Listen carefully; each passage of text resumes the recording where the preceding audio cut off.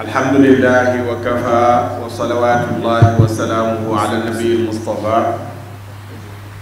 وصل اللهم عليه وعلى آله وأصحابه بكرة وأصيلا. السلام عليكم ورحمة الله تعالى وبركاته. نونغي muslu ci seytaane di ñaan yàlla sunu borom mi ci mën a musalee mu musal nu ci ay pexeem musal nu ci bakkan ak lépp luy dox diggante jàmbeek boroomam yàlla yàlla muccal nu ci ànd sàmm jikko yi moo woote tey ngir wax ak presse bi waaye wax ak presse bi mooy wax ak sénégalais ci liggéey boo xam ne lu man ñaari at a ngi nii ànd sàmm jikko yi nekk ci lenn dong mooy yillay liggéey bi mooy désordre bi am ci réew mi ci mbirum góor jigéen désordre boobu ñu jéem koo organiser. désordre bi mooy lan réew mi dañoo bañ góor jigéen ba fuñ ko gisee gàddu bi yet te ci tëralinu réew mi dañu wax ne kenn warul a fajal boppam mais yoon moo war a faj luñ war a faj gannaaw nag ay bakkan mën na cee rot deret mën na cee tuuru ngir bañ guñ ko bañ kon yell na ñu jug taxaw doore ci biir yu bon yi nga xam ne mi ngi ci réew mi te waa réew mi bañ ko ñu doore ci bii tëggub luwaa boo xam ne ñay tëggi luwaa bii dañ ko néewal ndax lu néew lañ ca cofoon ci at yu yàgg ba léegi amul lenn luñ ca dolli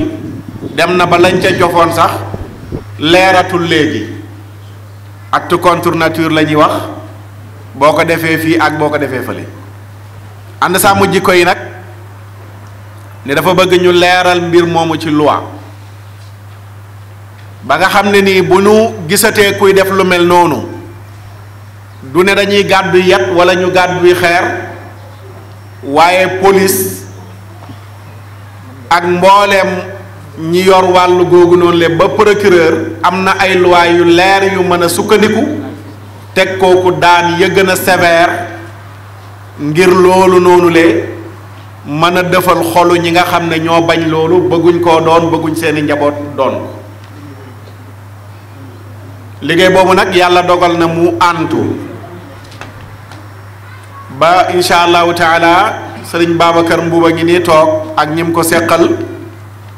danañu dikkal ci liggéey boobu lan la muy projet boo xam ne wala proposition de loi boo xam ne incha allahu taala bu nu jógee ci conférence de presse bi assemblée nationale la jëm di jaajëfal ñépp ci wuy si gi waaye ni ñu baaxoo di ko defee mooy dañuy ubbee kàddu sunu borom jox imam Babacar Faye mu jàngal nu ay ayat ci alquranul karim bu noppee ñu présenté ñi jot a teewagum ci kilifa bu ñu daanale nag dugg ci liggéey bi fekk 11h jot lu ci tegu ñu mën a tàmbali liggéey bi insha allahu taala ndax am na ñu bari ñu woote ci presse bi ne ñu ngi ci yoon di laajte ñu negandi leen tuuti waaye bu kàddu yi daanoo rek dañuy jox Babacar su ko defee ñoom bu ñu ñëwee danañ mën a dabaatal insha allah fu ñu toll imaam Babacar Faye bismillah. أعوذ بالله من الشيطان الرجيم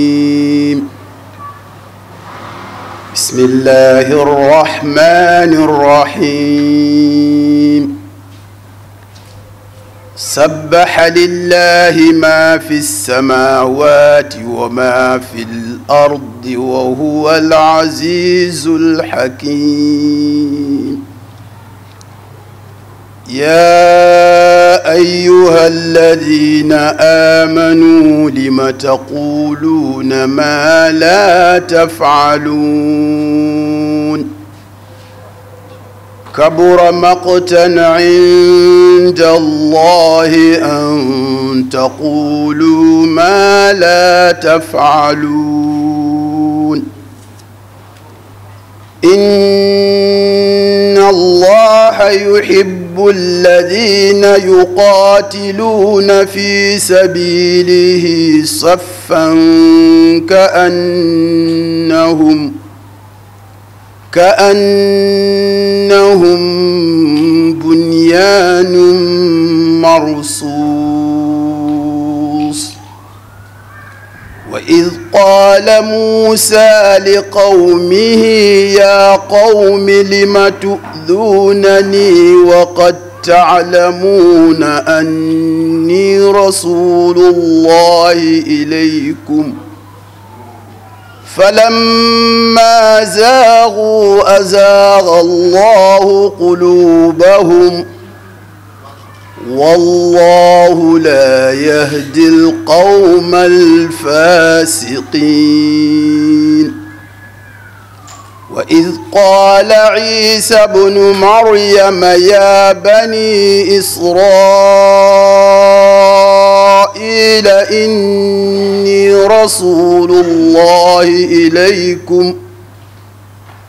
إني رسول الله إليكم مصدقا لما بين يدي من التوراة ومبشرا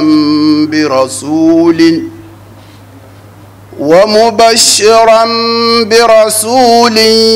يأتي من بعد اسمه أحمد فلما جاءهم بالبينات قالوا هذا سحر مبين ومن أظلم ممن افترى على الله الكذب وهو يدعى إلى الإسلام والله لا يهدي القوم الظالمين يريدون ليطفئوا نور الله بأفواههم والله متم نوره ولو كره الكافرون هو الذي أرسل رسوله بالهدى ودين الحق ليظهره على الدين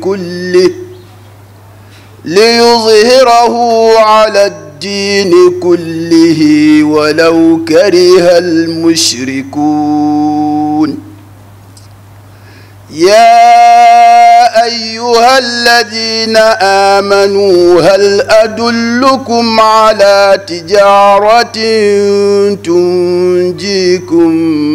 من عذاب أليم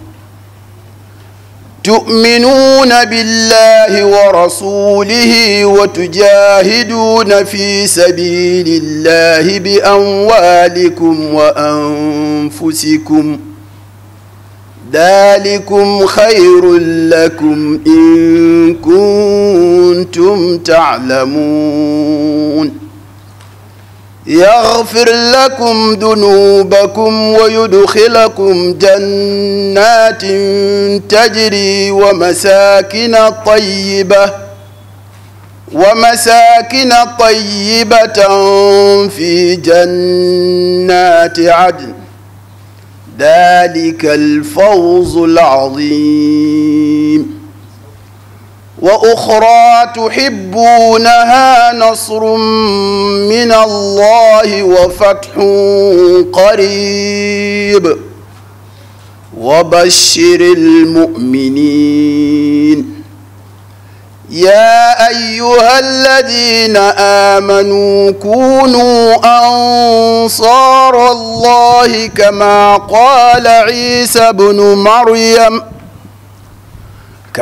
قال عيسى ابن مريم للحواريين من أنصاري إلى الله قال الحواريون نحن أنصار الله فآمنت طائفة من بني إسرائيل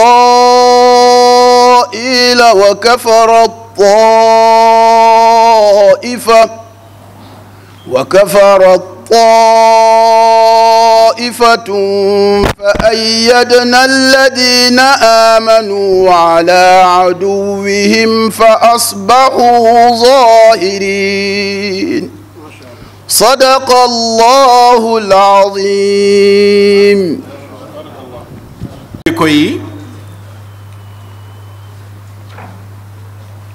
ni tur wi wuyoo loo rekk ko tax a jóg mooy dañoo jóg ànd ngir sàmm jikko yi jóguñu ngir tabax jikko yu bees walla indi lu bees waaye dañoo gis ne am nañu jikko yu baax yu rafet yu ñu fi bàyyeel ñu yàgg cee naw réew mi ba ñun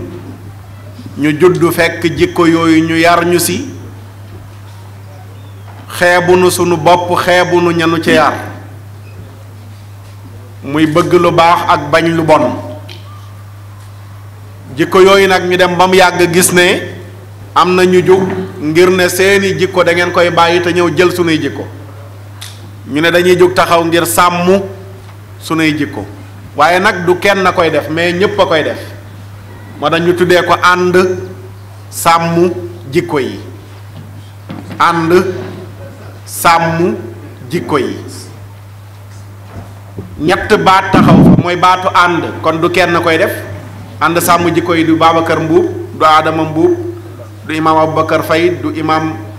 Babacar Silla du Makhtar Sarr du mais ànd la ñépp la du lenn kenn lépp ñépp la moo tax lu ne ko ne ngi ci biir sàmm it mi ngi ci biir turu kuréel bi sàmm bu ñu ne sàmm nag mi ngi mel ne ñag dafa mel ne jikko yi benn tool la boo xam ne mag ñi dañu koo jiyal mu sax dem maam meññant bi neex lool am aw yàqkat ay rabu xàll yu ñëw ne dañuy dugg ci biir tool bi ñu ne kon nañ jug ñag tool bi ba nga xam ne yàqkat yooyu du ñu am accès ci tool bi loolu mooy baatu sàmm lan la ñuy sàmm jikko yan jikko yu rafet yi jikko yu rafet yi mooy bañ lépp lu bon bëgg lépp lu baax lépp luy ñàkk kersa lépp luy ñàkk worma lépp luy yàqum pénc loolu noonu yépp ànd sàmm jikko yi dana nañu jóg sàmm jikko yu baax yi waaye lépp luy safaan ñu sànni ko ci àll bari na nag bari goo xam ne safaan yi mënuñoo dajal lépp moo tax ñu tànn ca lenn mooy lépp lu xeetoog franc-maçonnerie lépp lu xeetoog ngóor jigéen ak lépp lu mu làmbool ci xeetu yu koy promouvoir ak ngóor jigéen moo xam ci rajo yi lay jaar moo xam ci télé yi moo xam ci clip yi moo xam ci gouvernement bi ak agenda yi nga xam ne nii ñu ngi koy tëgg te yu ci bari di bàyyeekoo tugal yooyu yëpp ànd sàmm jikko yi ne dañuy taxaw ngir ne du ñu nangu lu agressé sunuy jikko kuréel bi ba mu juddoog léegi def na yaat mën naa ne 2008 ak léegi def nañ fi combat yu bare bari ci lu jëm ci wàllu sàmm jikko yi kuréel bii di ànd sàmm jikko yi ñoo liggéey ba franc-maçon yi nga xam ne ñoo waroon a def ndakaaru muy seen capital muy Refam bi gannaaw yàlla bu amul ànd sàmm jikko yi seen liggéey moom moo ko waral bari na ay clip yu ñaaw yu ay woykat defoon mu doon jàll ci télé yi gannaaw yàlla bu jàllatul ci télé yi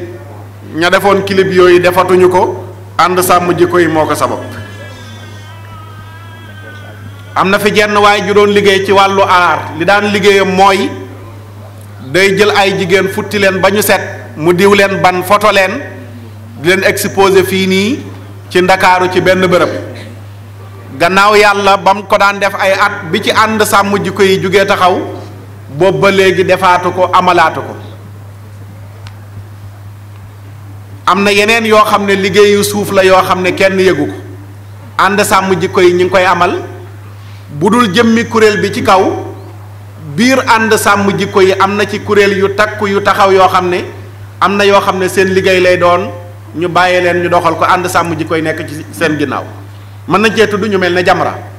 Mame Makhtar Gueye mi ngi ni toog ci membre fondateur u ànd sàmm jikko yi la ñu bokk kuréel yi njëkk adhéré ci ànd sàmm jikko yi Jamra ci la bokk bëri na combat yoo xam ne nii au lieu que ànd sàmm jikko yi en tant que bi imam Babacar Mbuub di coordonné mooy jug waaye Mame Makhtar Gueye mooy jug ba li ci mujj ci élection misie ak plainte bi mu ci def ak yépp ànd sàmm jikko yi dañoo ñëw nekk ci ginnaawam ndax am na loo xam ne liggéeyu ñennat la ci biir ànd sàmm jikko yi comité défense valeur morale bi nga xam ne Adama Mbuub moo ko jiite moog nitu dëgg bi Abdou Karim Gueye jiite bërki démb rek lañ dem Mbuur am na élection miss boo xam ne niki tey lañ ko fa raamal ci benn restaurant bu fa nekk nga xam ne ab tubaaba ko moom ci anam gu ñaaw gu muy liggéeyloo ay jigéen ci solloo leen col gu bon ñu nekk ca biir restaurant ba mu dem nag ba weesu loolu ne day def élection miss alxames ji weesu la ñu déplacé wu dem foofa ca Mbuur dem ba gisal seen bopp lay xew ca restaurant ba dem porté ji plainte ca procureur alerté mboolem autorité ya nekk Mbuur waaye dem ci borom restaurant ba wax ak moom loolu kuréel ci ànd sàmm jikko yi moom moo ko liggéey fi ñu toll fi may daanelee nag lu bari la mooy liggéey bii nga xam ne tey moo tax ñu daje fi dañu dem ba yëg ne léegi góor jigéen yi dañu wax ne réew mi dañ koo bañ ci sunuy luwaa waaye mu mel ne dañoo joxe bopp rocc làmmiñ gouvernement du Sénégal moo defar document bu mu tuddee Sénégal nga xam ne nii boo liiree document ba téeméeri xët la ca biir 80% la ca nekk mooy nañ fexe ba góor jigéen yaatu ci Sénégal nañ fexe ba góor jigéen yi am jàmm ci Sénégal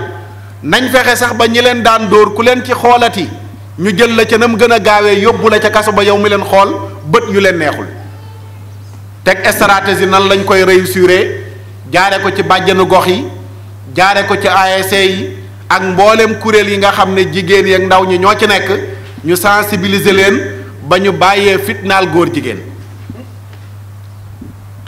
première fois ci histoire Sénégal presse bii ñu dajale ci seen code bu bees bi ñu dugal ci luy tere ŋàññi góor jigéen loolu mosalaam ak yeneen yoo xam ne Babacar Mbuub dana ci dikk ci biir waxtaanam bi ñu gisee loolu ne mbiri kan léegi mi ngi jëlaat beneen formule mooy weesu nañ naan duñ ko mos a nangu comme ni ko sunuy autorité di waxee bu ñu leen dékkee micro Sénégal duñu mos a nangu ngóor jigéen waaye la ñuy wax bokkul ak la ñu bind li ñuy wax ci làmmiñ yi mooy bëgguñu ngóor jigéen waaye document yi li ci nekk mooy nañu favoriser góor jigéen yi sax far bi loolu amee nag lañ ne nañu jug nañu takku nañu taxaw ci liggéeyu sunu coordinateur liggéey boo xam ne wéet na ci lool ay moyens yu néew jotam bu chargé waaye déplacé wu na jugee Ndakaaru wër mboolem 45 départements yi fu nekk ci Sénégal mu dem fa kilifa ya fa nekk yépp moo xam ci wàllu diiney lislaam la wala sunu mbokk jàngu bi la ba ci bois sacré bi la amul ku des ñépp mànkoo ne dañoo bëgg ñu criminaliser ngóor jigéen ci biir ñooñu bu ñu ne Sénégal ne jullit yi fi nekk xam nañ ne ku ne am ngay kilifa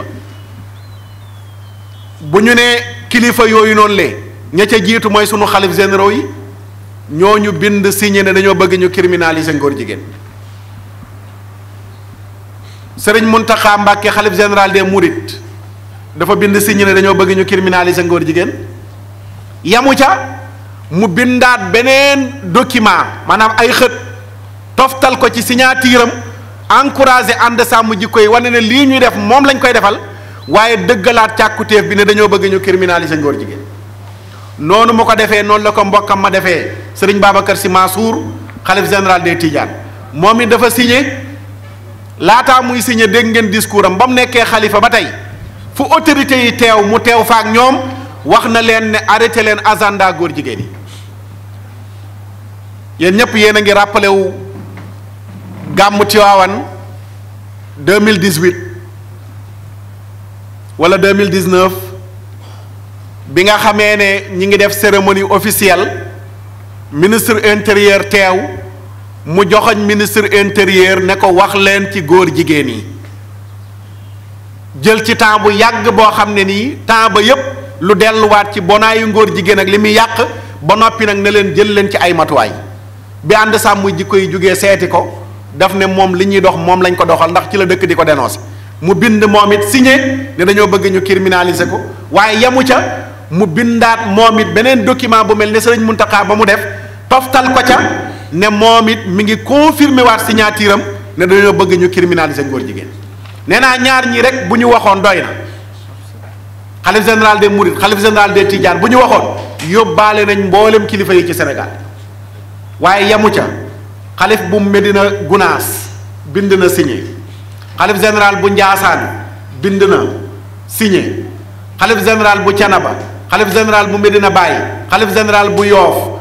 mbooleem xulafaaw yi ci Sénégal amul ko des nga dugg ci association islamique yi ka jiite Al Falah ka jiite jamaatu Ibadu Rahman ka jiite Daarul Istiqaama ka jiite RIS amul mbooleem association islamique yi kuréel bu des ñoom ñëpp man koo signé ne dañoo bëgg ñu criminaliser ngóor jigéen nga dugg ci association imam yi kenn desul mbooleem association imam yi man ko ne dañoo bëgg ñu criminaliser ngóor jigéen jàngalekatu tubaab yi seen kuréel yi desul sëñ Dame Mbodj ngi nii toog kuréel ba mu jiite ak yeneeni kuréel yoo xam ne nii ñoom ñoo nekk ci biir njàngum tubaab mi gis ngeen keroog daje ba ca le 23 kenn desul ci ñoom ñëpp man koo signé ne dañoo bëgg ñu criminaliser ngóor jigéen ba ci médecin yi seen kuréel yi leen jiite ñoom it bind signé ne dañoo bëgg ñu criminaliser ngóor jigéen étudiants yi seen kuréel yi leen jiite mànkoo ne dañoo bëgg ñu criminaliser ngóor jigéen jàng bi tudd naa ko kenn desul Sénégal gépp léegi rek professeur Malick Ndiaye mu ngi ma koy wax ne bu fekkee ne benn cause jug na ñett ñi dëppoo ci mooy Sénégal gépp dëppoo nañ ci jullit ñi dañuy wax pourcentage chrétiens yi ñu wax pourcentage beneen bi des mooy ñi gëmul benn diine te ñett ñii ñëpp ci ñett xaaj yi ñoom ñëpp dëppoo nañ ci cause bii ne dañoo bëgg ñu criminaliser ngóor jigéen jullit yi nee nañ wëy dañoo bëgg ñu criminaliser ko catholique yi nee nañ wëy dañoo bëgg ñu criminaliser ko waa bois sacré ba nga xam ne gëmuñu benn diine nee nañu wëy dañoo bëgg ñu criminaliser ngóor jigéen kon kan moo des ci Sénégal ñëpp mànkoo nañ ne dañoo bëgg ñu criminaliser ko kon léegi defe naa gouvernement du Sénégal ci njiital président Macky Sall warutoon a xaar sax ànd sàmm jikko yi di def proposition de loi mais moom moo waroon a def projet de loi en tant que président ko ñu jox sañ-sañ bi ne kat dégg naa sénégalais yi amul ku des unanimité dëppoo nañ ne dañoo bëgg ñu criminaliser ngóor jigéen man en tant que seen président bi leen jiite fekk si naa leen ci seen càkkutéef danaa def projet de loi bi danaa ko yóbbu assemblée danaa wax député yi nga xam ne dinañ ma déggal ñu voté ko waaye gannaaw loolu defagu ko ubbil nañ ko yoon xàllal nañ ko yoon mooy projet bi incha allahu taala pare na buñ jugee ci conférence bi semaine bii ñu jëm assemblée la jëm ñi ngi toog nag bu boobaa ñun ñëpp ne leen ñoo leen yónni waa yàkkamti nañ leen loolu la ñuy wax député yi ñoo leen yónni yàkkamti nañ leen fi may daanelee wax naa ko keroog bi ma invité Babacar ci aaxiru zaman ma ne ko député yeeg nun ñi ñu mel daa mel ne ku nekk ci biir këram am surgaam wala jànqam di ko fay weer wu dee waaye jànq beeg surga bi waa koñ bi yépp a ngi koy gërëm ci doxal leen yónnant sa dëkkandoo yépp moo leen di doxal yónnant yow boo ko soxlaa dëkkandoo yi soxla ko léeg-léeg dëkkandoo yi lay njëkk a demal seen yónnant ma ne loolu mooy sunu misaal ak sunu député yi léegi mooy ñi ngi yëg ne ñi ngi dox soxlay jàmbur te ñun ñoo leen fal ñoo leen embauché ñoo leen di fay weer wu dee ñoo leen di jox carburant léegi nag gannaaw yëg nañ ne seen mbaax yegg na ci dox soxlay waa koñ bi léegi nag borom kër gee leen soxla mooy ñun population bi ñoo leen soxla ne leen ñun dem am nañ tolérance lool am nañ yaatu dënn ba bàyyi nañ leen ngeen di dox soxlay jàmbur léegi nag fi mu toll nii ñun suñuy soxla dafa jàmp bëgg ngeen doxal na ko léegi nag li war mooy su fekkee ne ñoo leen di fay ñu gaaw doxal na suñuy soxla lu ko mooy nag la cay topp yéen ñëpp xam ngeen ko am surga boo xam ne loo ko sant mu bañ ba noppi waa koñ bi luñ ko sant mu def la cay topp moom yéen ñëpp xam ngeen ko lan moo cay topp ah te loolu nag bëgguñ faa yegg ak ñoom moo tax ñu xam ne yónni nañ leen te yàkkamti leen nañu gaaw te doxal na suñuy soxla te dellu si rendre nu compte mooy projet bi buy tegu ci taabalu assemblée nañ xëy unanimité ñu ne dépôt yëpp député yëpp mànkoo nañu ci voter projet de loi bi loolu la ñuy xaar ci ñoom la ca topp nag après la ca topp la duñ ko wax li ñuy xaar leen dong la mooy projet bi day jàll nii wala jënale waaye projet bi moom ala kulli xaalin dafay jàll yéene nañ leen nag ndamul ñoom ñu jàllale ko yéene nañ leen ko te loolu la ñuy sàkku te loolu mooy suñu plan A bi ñuy sàkku seeni wuñu bee A bi mooy day jàll ala kulli xaalin. asalaamualeykum wa rahmatullah wa barakaatu. mbokki Sénégal mbokki réew mi ñoo ngi nii ci cëppaandawu liggéey bu ñu sumboon toll na ci ñaari at walla mu manqué ko tuuti sumboon nañu ab naal boo xam ni am na lu mu wane ci réew mi mooy mboolem Sénégal yi yépp ànd nañu ak ñun naal boobu mooy dakkal agenda LGBT bi yaatal mbiri góor jigéen yi ci réew mi ak nag wut ab loi boo xam ni dana ko tere ci réew mi taral daan yi sunu collectif bii di ànd sàmm jikko yi lu ëpp juróom fukki kuréel ak nangam séq ko mu dolleeku ci lu ëpp juróom fukki kuréel yoo xam ni day liggéey ak ñoom jeexal na ab tournée boo xam ni dafa doon wër réew mi bàyyiwul benn gox ngir waxtaan ak askan bi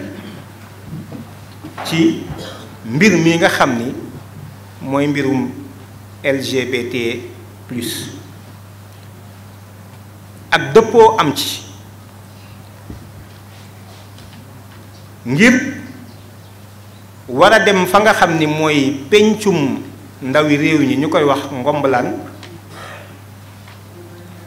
ngir ñu am fa ab loi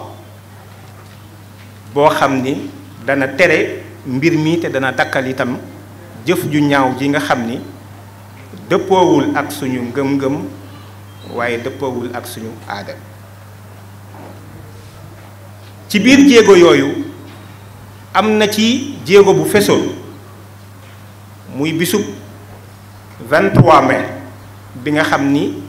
sénégalais yépp ñoo maase taxaw ngir wane ni duñu nangu mbirum góor jigéen ci biir réew bi ca booba bis mbooloo mi kàddu gi ñu yëkkatiku woon ak fi nu jëmoon mooy nanu jóg te jéem a nag sàmm suñu pénc mi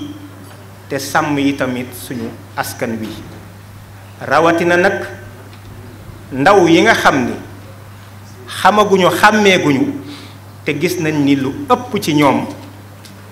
lañu jublu ngir tàbbal leen ci mbir mu ñaaw mu bon mi loola bokk na ci lu bari lu ko firndeel am na journaliste bu ma ko laaj démb wala bërki démb ni ma sénégalais yi bëgguñu mbiru góor jigéen kon soxlawul ngeen ciy sonn ma ne ko yow mën nga ko bañ ma bañ ko man mii waaye mënumaa garanti ni sama doom dana ko bañ ndax coow li fi amoon fële ca sal yi ngeen dégg ko te UNESCO ñëwoon fi am ab liggéey bu mu fi doon def si muy benn atelier de validation gis ngeen document bi mi ngi nii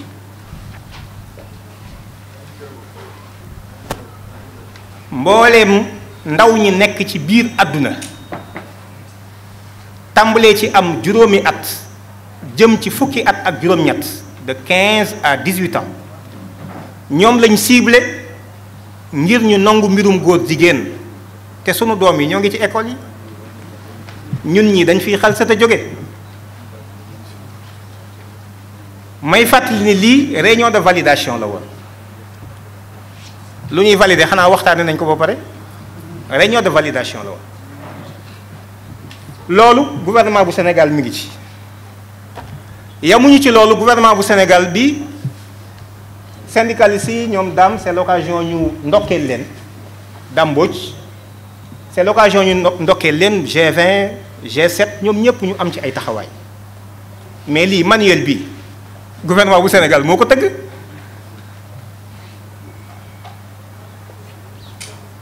manuel bii du UNESCO tëgg gouvernement bu Sénégal moo ko tëgg fukki session ak juróom-benn lañ ci waajal pour suñu doom yi am juróomi at jëm fukki at ak juróom-ñett wax leen jàngal leen septième session bi mooy lan mooy genre huitième session bi droits et lois lan la texte yi du point de vue national ak international wax ci loolu ba xale bu ndaw bii soog a juddu dem ci daara ji am juróomi at ñu tàmbali di wax ak moom ci loolu pour nee nañ ubbi am xelam ndax ñoom jàpp nañ ni diine dafay tënk nit ñi dañoo gëmba te li leen gumbaloo mooy seen pas-pas yi lii may wax nii gouvernement bu Sénégal moo ko liggéey avec 16 sessions yu ñu war a yàq suñu doom yi kon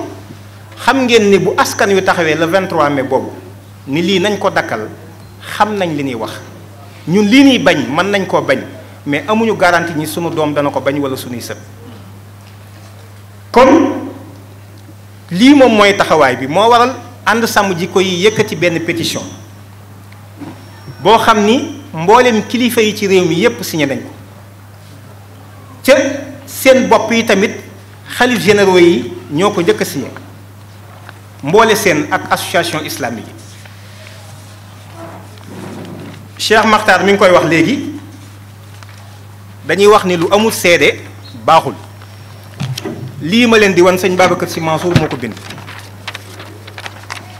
yamul ci signé ko rek moom lii ma leen wan nii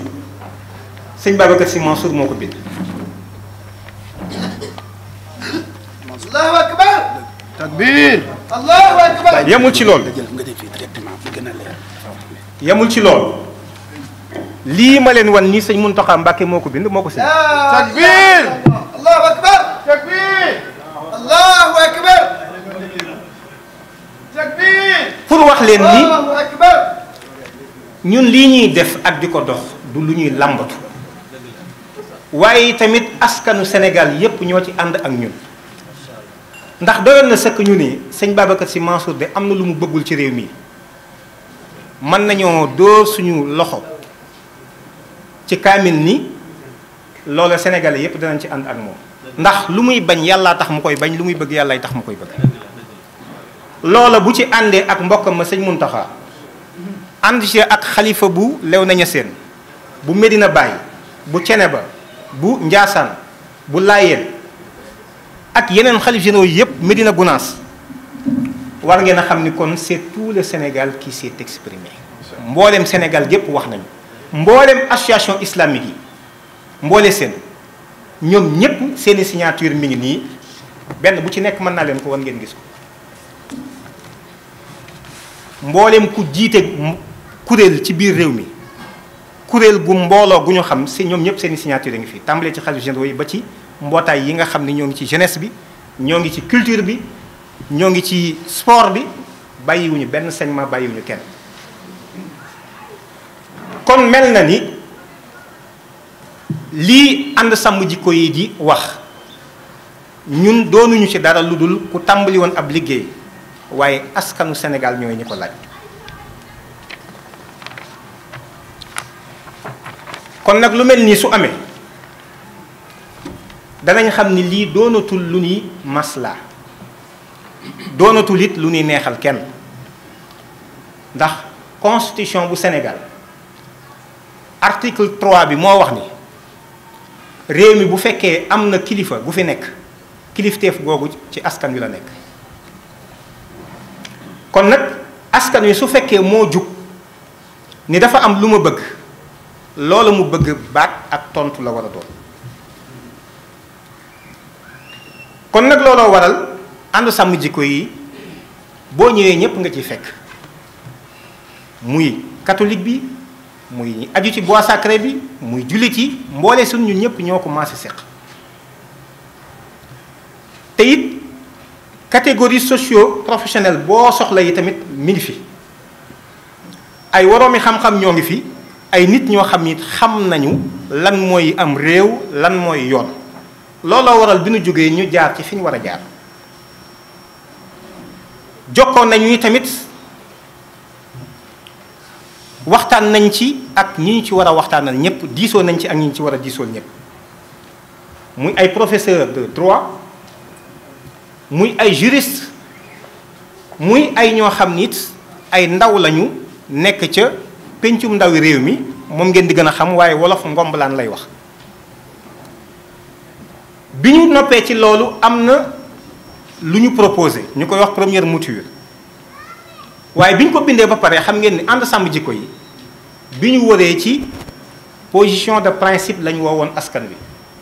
ñun bëgguñu fi ngóor jigéen ñépp ni bëgguñu fi ngóor jigéen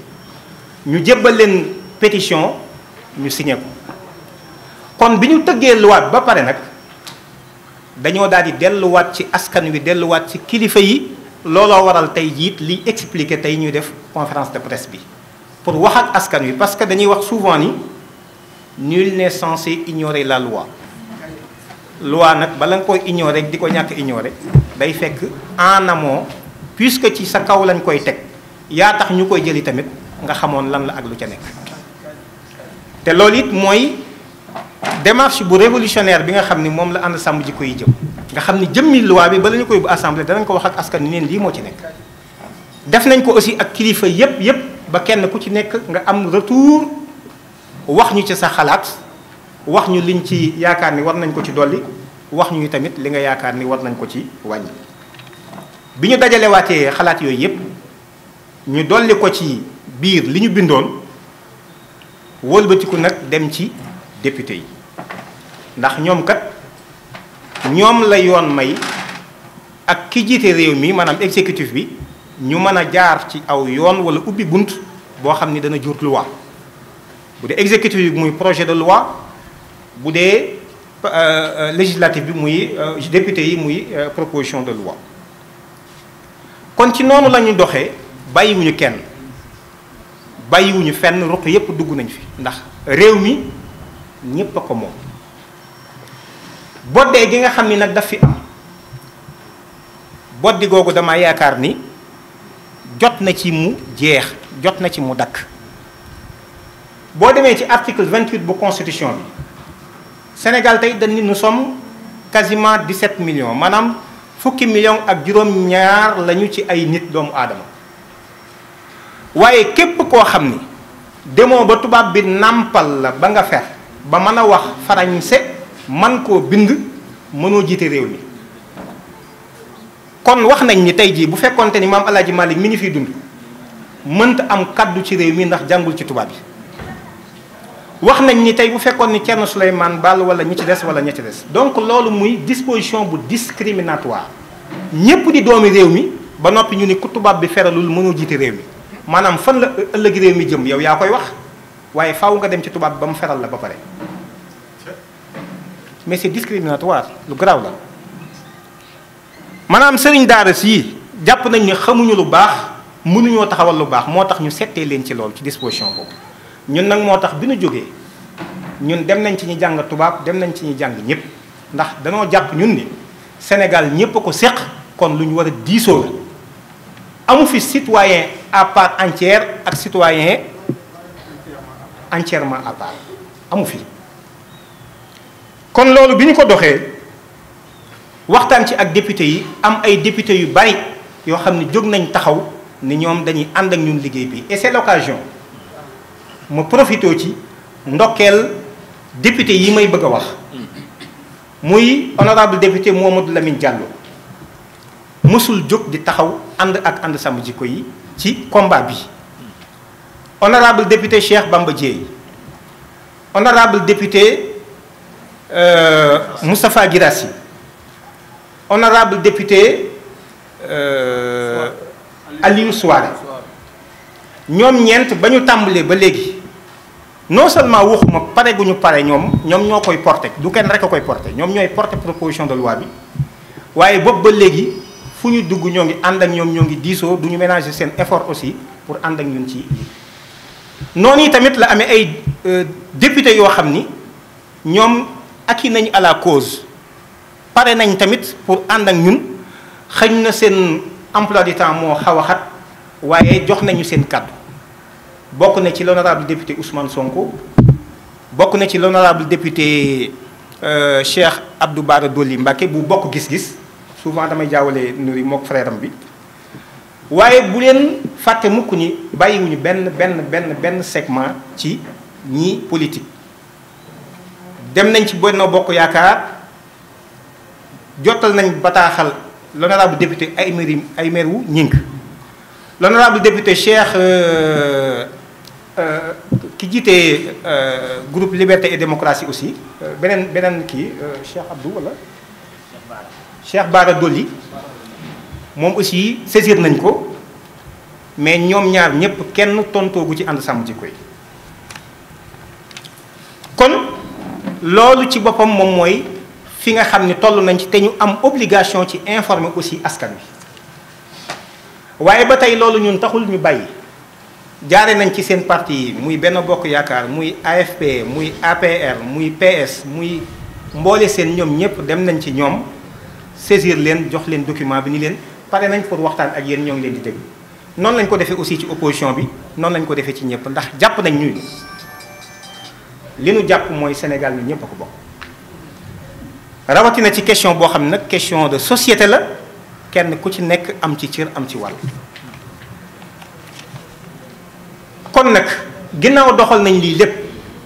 ñu am ñeenti kàddu yu ñu bëgg a yëkkati kenn ku ci nekk ak ko moom yéen député yi yéen sunu mbokku député yi yéen a ngi taxaw ci jàkkaarloo ak ñetti warteef ñetti responsabilité yoo xam ni dafay gàllu ci seen kaw benn bi mooy bi dox seen digganteeg askan wi nga xam ni lii ngeen doon tey ñoom ñoo leen ko def wala boog ñoo leen ko jox beneen bi mooy kenn ku ci nekk ci yéen ak tëraayu bàmmeelam ak xelam ñu bàyyee ko ak moom bu tëddee ba guddi mu seet lii nu ko yónni woon ak li mu ci waroon a taxawe ak nan la ca taxawe waaye bi ci mujj nag te kenn ku ci nekk war a koy bàyyi xel mooy kenn ku ci ne nga xool sa digganteeg bis bi malakal mawti di jël ci sa ruux kenn ku ci nekk ci yéen ngeen bàyyiwaat xel bis bu ngeen tëddee tëraayu bàmmeel ñépp suul leen bàyyi leen fa kenn ku ci nekk ci yéen bàyyiwaat xel waxtu wi muy taxawu ca péncum yàlla ma borom bi taxaw nga war a leeral acte bi nga posé woon loi bi nga xam ni moom lañ leen di indil lu nu ñor la loolu bëgg nañ ngeen xam ko taarixu réew mi ci wàllu ngomblaan jafe na lool ñu gis lu demee ni am ci askan bi yépp jógandoo ni dañoo bëgg nangam kon bàyyi fi lii nga xam ni dafay yàq askan dafay yàq jikko waaye dafay yàq am réew bàyyi ko mu yaatu ci biir réew mi mënees na koo méngale ak war askan wi war réew mi waaye war maam yi aussi ndax du ndono lii lañ ñu fi bàyyi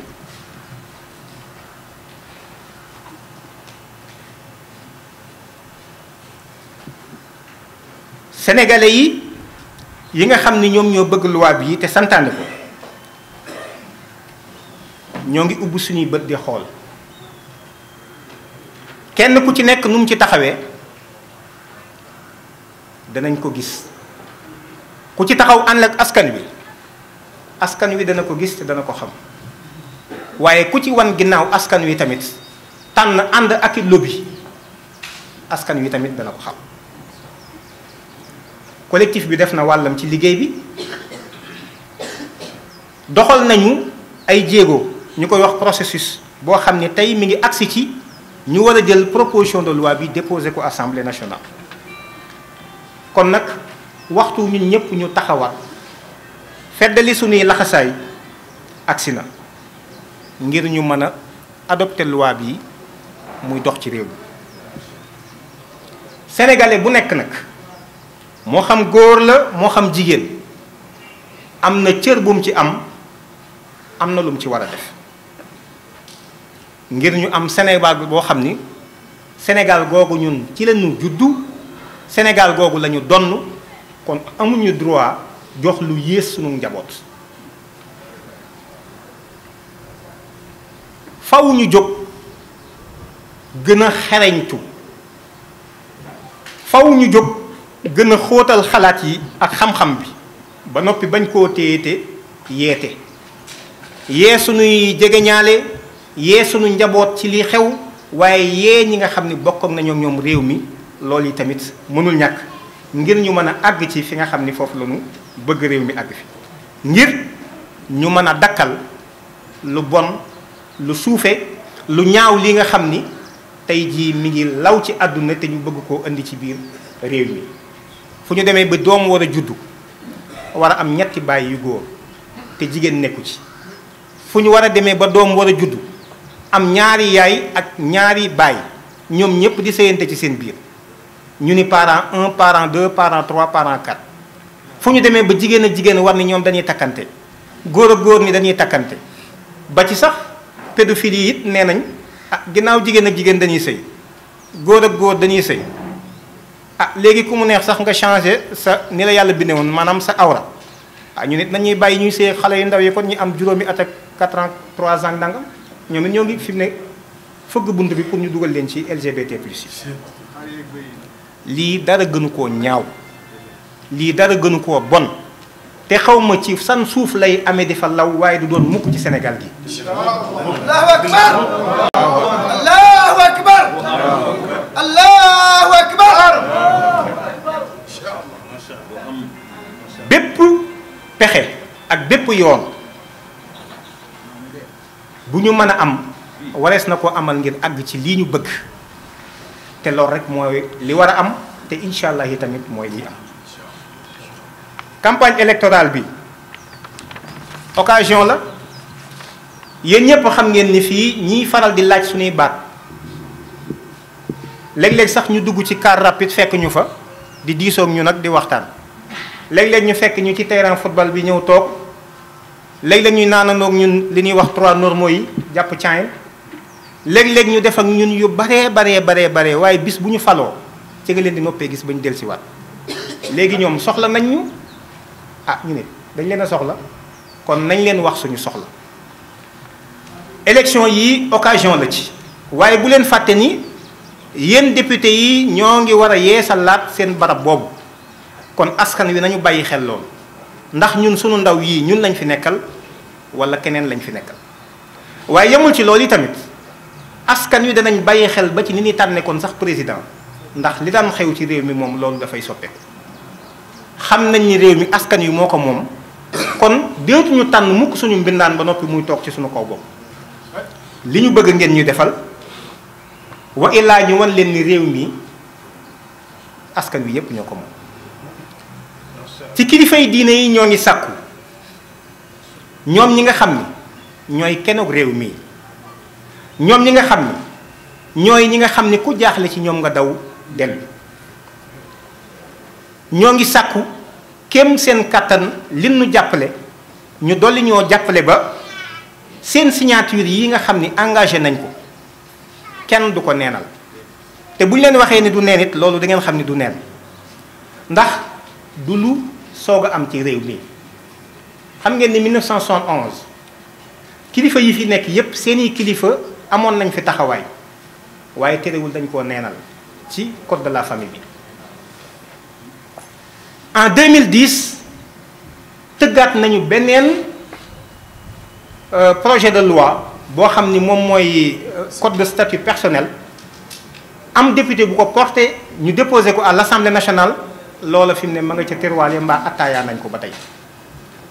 loolu nag la ñuy wax ni moom dootul amaat ci réew mi réew mi ñun danoo jot suñu bopp dañoo deñ ci ngàllo bu yàgg réew mi ay jaam nekkuñu fi ay gor ñoo fi nekk réew mi ay nit ñu jot seen bopp ñu moom seen bopp ñoo fi nekk réew mi ay nit ñu am responsabilité am taxawaay ñoo fi nekk réew mi ay nit ñu ndono lu rafet te sell te kawe ñoo fi nekk kon duñu nangu kenn koo xam ni xamuñu fan nga bàyyi ko nga ñëw nga naan ñu jigéen nii lañ ko war a traité góor nii la war a taxawee seen doom waru leen koo traité nii di invité presse bi aussi xëy na waxuma ko ci français ci ñu gën ñu jàppale ci loolu Union européenne ñoom ñooy ñan ba war a ñëw Sénégal di fi def un rapport genre 2021 naan ñu soppi leen seen code de la famille bi notamment article 111 112 116 285 bu góor ak jigéen àndatee sëy taqale ko am walla ku góor ki gaañu ñu ne lan moo tax jigéen ji di tënc mais ñi dañuy fontoo walla lan moo tax jigéen di tënc te góor du tënc waa Union européenne ñooy ñan ñun Sénégal est-ce que mas ngeen a gis kenn ci gor yu baax yii kenn mas a jóge fii dem Europe naan leen bon yéen ni ngeen jàppe jigéen du nii bàyyi leen góor ñi ñu tànn di am soxna yu bari ni ngeen di defee miraas du noonu seen code civil bii baaxul mas ngeen a gis ku ko gént waxuma ku ko ñemee def mas ngeen a gis ku ko gént laa wax li may wax ni lu séddee la dama ne est-ce que mas ngeen a dégg ku gént loolu rek laa wax mais ñun ñemewuñoo gént loolu ñun ba noppi ñoom ñu ñëw di ñu imposer fi mu nekk nii naan ñii ngeen war a dundee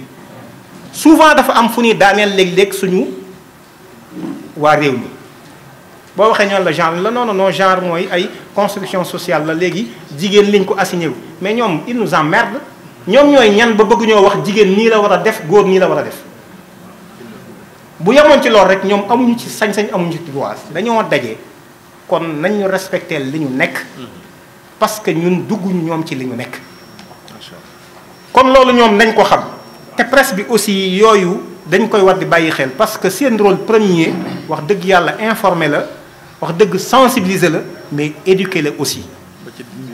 te askan wi ñoo ngi seetaan ñu leen di nax ci yu bari yoo xam ni tey yéen a war a jiitu ci liggéey boobu fexe ba doon ay piliers yoo xam ni kenn du bët réew mi di fi indi lu bon. voilà bu góor ne moom mooy tànn polygamie kon jigéen aussi moom war na mën a tànn ni moo damay am ñaari jëkkëri nangam mais yëfi dof yooyu mooy lan. ñuy xaar nag ci président de la république moom mi nga xam ni moom mooy kilifa réew mi moom mi nga xam ni yàlla dogal na moo nekk ci suñu kanam moom mi nga xam ni askan wi tamit ñoom lañu tànn jiital ko ci suñu kanam moom lañ séntu ci moom mu aaral ñu suñuy valeur suñu mbaax suñu ndono ci moom lañ ko séntu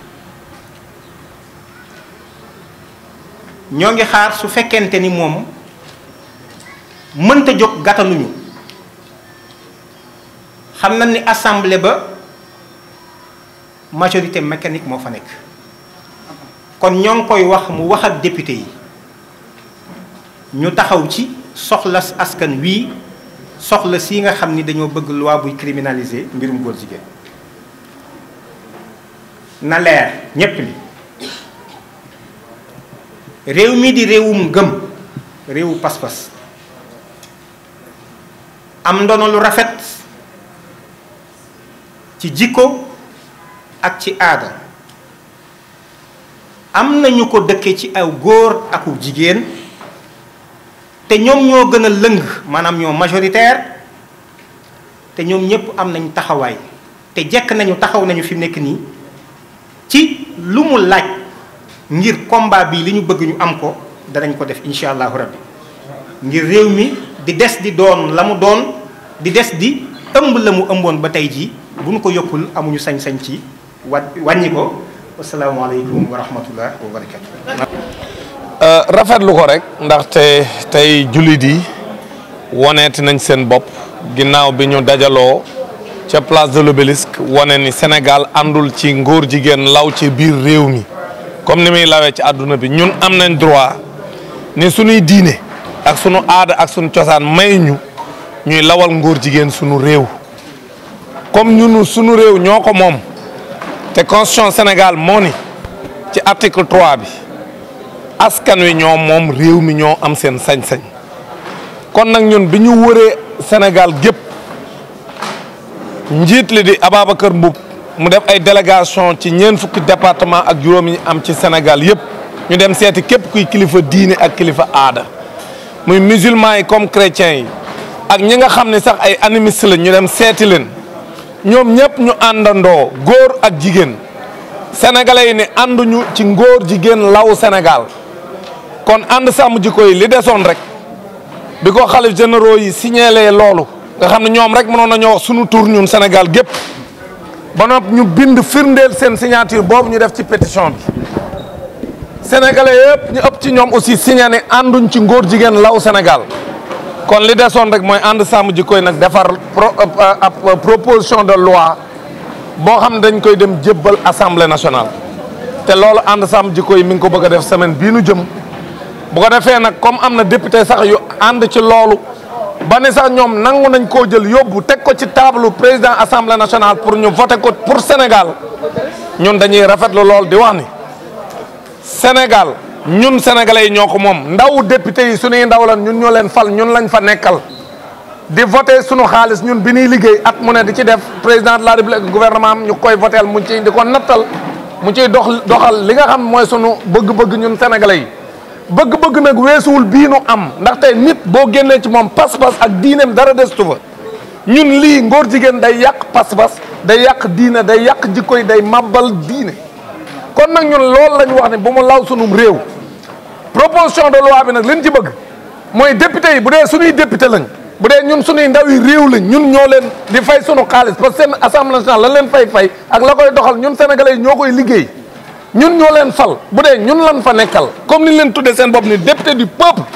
bu dee peuple bi ñoo leen fa tax a toog bu Sénégal gépp ci nii nu ko limee sànq ñëpp ànd ni bu góor jigéen law Sénégal ñu ne kon nan ko tere ci ab loi kon jàpp nañ ni buñ ko tegee ci seen kaw table assemblée bu dee ñun lañ fa nekkal daan ko voté léegi nag ku ko voté ñun sénégalais daañ xam ne voté nga ko ku ko voté wul daañ xam ne voté woo ko comme dañuy dem di tànnaat ay député war a tànn ay maire wala tànn ab président de la république lépp ci diggante 2022 ak 2024 la bu boobaa ñun ànd sàmm jikko yi dinañ taxaw fépp parce que li ñuy def ci turu xalif généraux yi ak suñu kilifa diine lañ koy defee defuñu ko ci suñu coobaree bopp dañ koy def tamit ci turu sénégalais yi nga xam ñoo signé pétition bi bu boobaa daan dellu ci ñoom ni leen député yi comme nee ngeen leen woon lii ngeen bëgg dem nañ jébbal leen proposition de loi voté nañ ko wala voté wuñ ko buñ ko voté ñu xam ne kon ñun lañ fi nekkal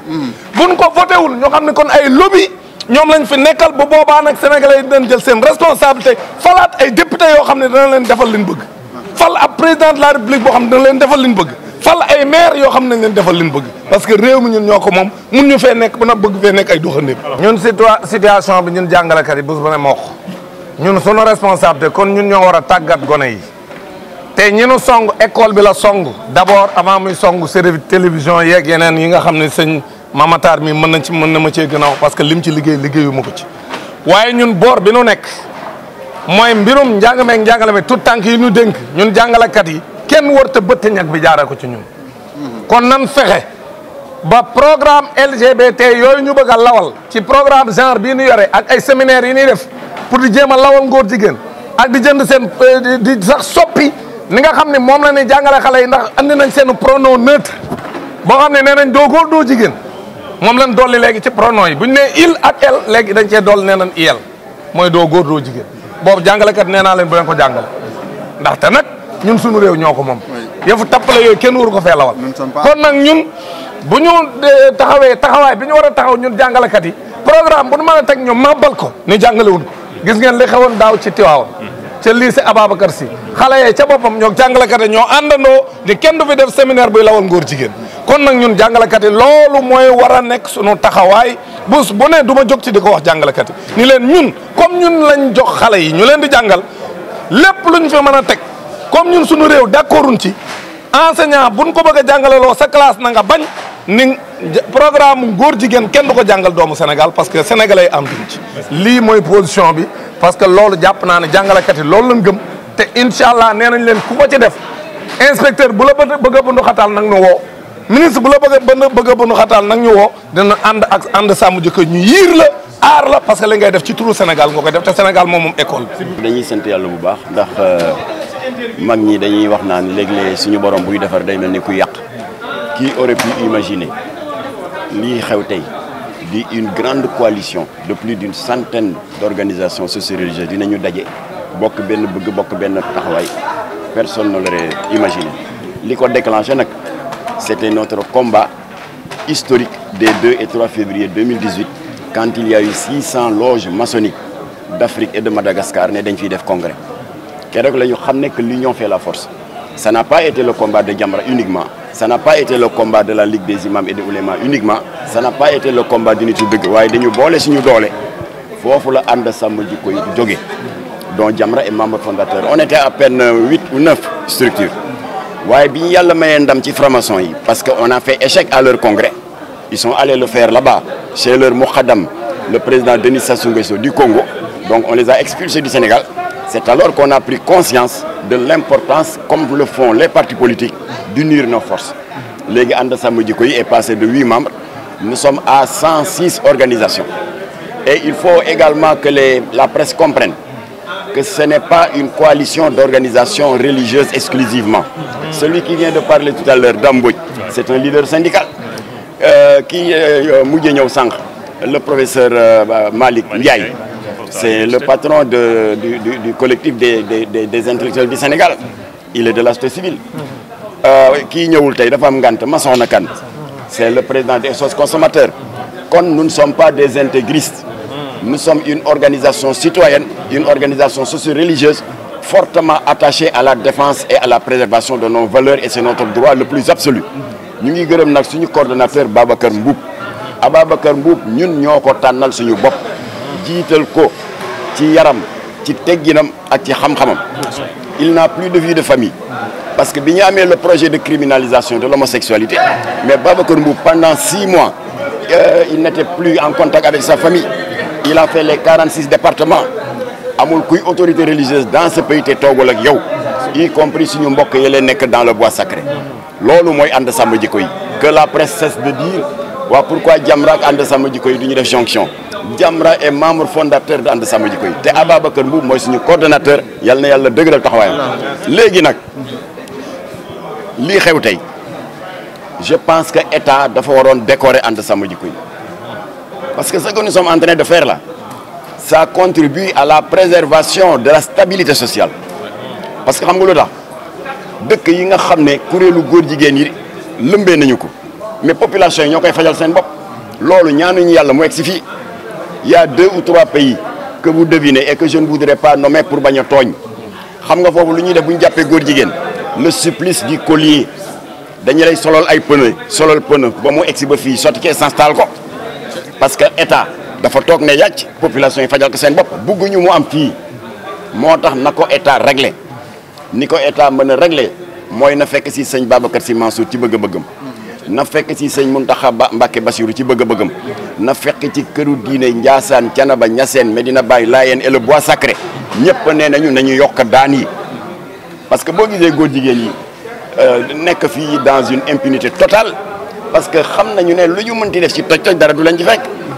ndax tooñ weesuwul nga dem fii ci armée lu Gueule Tapée yi en 2005 ñaari góor jigéen ñu jàpp leen fa je prends à témoin le commissaire du 4e arrondissement de Médina ñu tëdd ci benn bàmmeelu nitu yàlla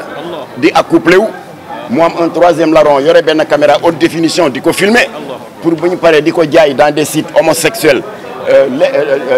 dans des sites pornographiques homosexuels loolu du tooñ. Biennale des Arts bu 2014 ñu daal di jël 2 sites d'exposition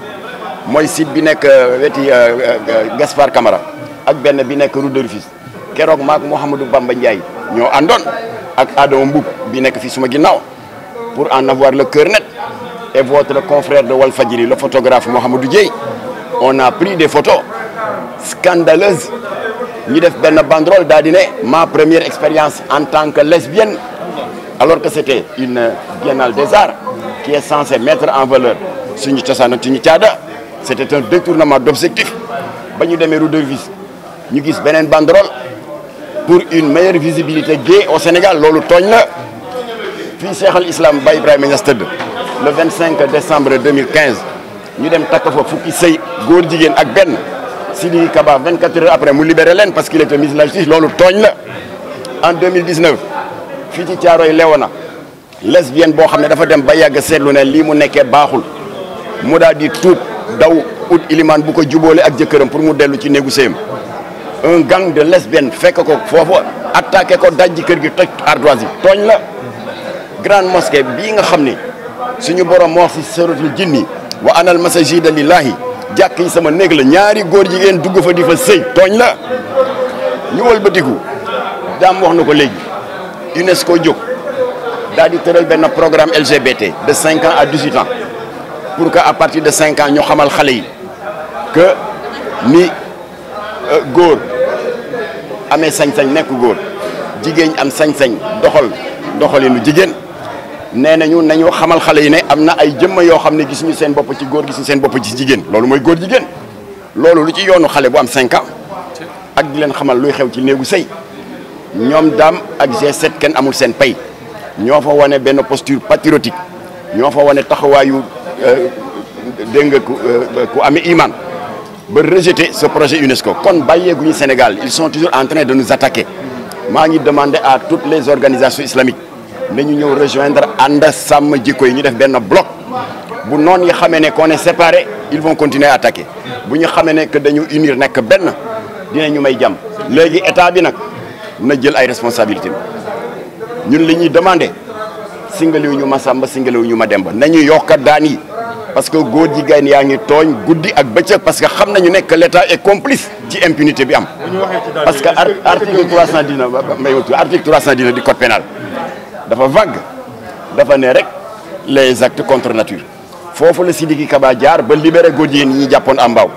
foofu la Sidiki Kaba ministre de la justice jaaroon ba libéré góor jigéen ñi ñu jàppoon à Kaolack moo tax léegi projet de loi bii nga xam ne imam Ababacar Mbuub coordonnateur ànd sama jikko liir na ko lu leer la dañu ne article 319 la ñu bëgg a réformer pour que au lieu ñuy wax de manière vague affaire acte contre nature waaye nañu citer carrément les infractions que dañu bëgg a loi bi criminaliser l'homosexualité góor jigéen le lesbianisme góor jigéen yu jigéen ñi la zoophilie gis ngeen ko keroog ci journaux yi góor jigéen yu tëdd kii mala et la nécrophilie góor jigéen yi amee vice ba yàqu bu guddee ñu dem corrompre gardien morgue bi di tëdd néew yooyu yëpp am na fi waaw dañuy toog na ba mbëggulu yàlla dal suñu kaw ñu naan bu ñu xamoon ndax suñu borom a ko wax de nee na bu leen toog rek naan man day defuma sama njaboot deful loolu génn ñu ci de suñu borom moo ne wattaqu fitnatan laa tusibanna allazina zalamu minkum xaasa moytu leen samay duma yoo xam ne bu ma koy dóor ci seen kaw du yem rek ci bopp ñu tooñ kon nag ñu ngi gërëm suñu ay député yi nga xam ne jël nañ le problème à bras le corps parce que combat ba foofu la assemblée nationale su boobaa dinañ toog buntu assemblée xaar ba xam député buy voté ak bu voté wul. Mais sur ce, êtes-vous confiant que votre proposition sera promulguée par les parlementaires? waaw mais ñun bi ñu fiy xeex la criminalisation du trafic de drogue c'est ce qu'on nous avait dit les lobbies de narcotrafiquants sont puissants c'est des milliardaires l'État ne va pas criminaliser ça criminaliser nañ ko suñu député Abdou Latif Gueye soutenu par Cheikh Bamba Dièye soutenu par le défunt professeur Iba Der Thiam ñu ak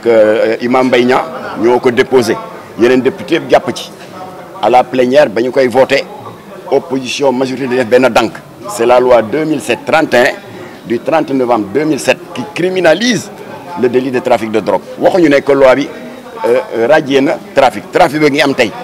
mu ngi am ba tey waaye ku ko fi bëgg a indeeti di nga ne Sénégal ay dof lañu léegi 10 ans la ñuy tëjaate loolu la ñu bëgg sur l'homosexualité nañu bàyyi ay 2 mois mën na tax maanaam ñu gagné xeex bi waaw xam nga maa ngi dégg benn tiktoker Yoro Ndiaye qui défendait un peu nos positions dans le combat que nous menons contre les contre-valeurs nee na dafa mel ni rek ñun il parlait de lui ñun les vigiles de sécurité yi ne supermarché yi tous les mois responsable supermarché yi dañuy def inventaire du tere dinañu gis ne am na ay articles yu sàcc waaye dinañu gis ne ba fa vigile yi nekkee dañ daan multiplier les vols par 2 ou par 3 kon nag bu ay vigile nekkee foofu dafay jouer rôle épée de Damoclès dafay nekk un effet très dissuasif kon nag trafic de drogue criminalisé nañ ko drogue ba tey mu ngi fi am waaye dina tax trafiquant bu ne balaa nga ñëw Sénégal di nga ne ah fii day c'est comme la Gambie ay 10 ans la ñuy tëjaat kon wàññeeku na kon nag pour répondre à votre question bu ñu criminaliser homosexualité homosexuel ya demoon ci suuf su tedd foofu Cheikh al Islam tëdd takk fa fukki sëy ak benn 48 heures kaso rek la ñuy tëdd léegi dinañ ne ah léegi 10 ans la il faut ñu xoolaat seen bopp kon nag gëm nañu ne combat bi bu ñu ko gagné te gëm naa ne dinañ ko gagné avec les parlementaires chevronnés yu mel ni l'honorable député Mouhamadou Lamine Diallo ku ci mel ni Moustapha Guirassi ku ci mel ni Cheikh Bamba Dièye ku ci mel ni l'honorable Aliou Souaré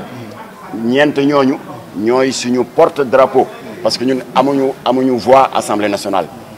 ñeent ñooñu ñooy suñu porte drapeau moo tax à travers la presse ñu ngi leen di yëgal ne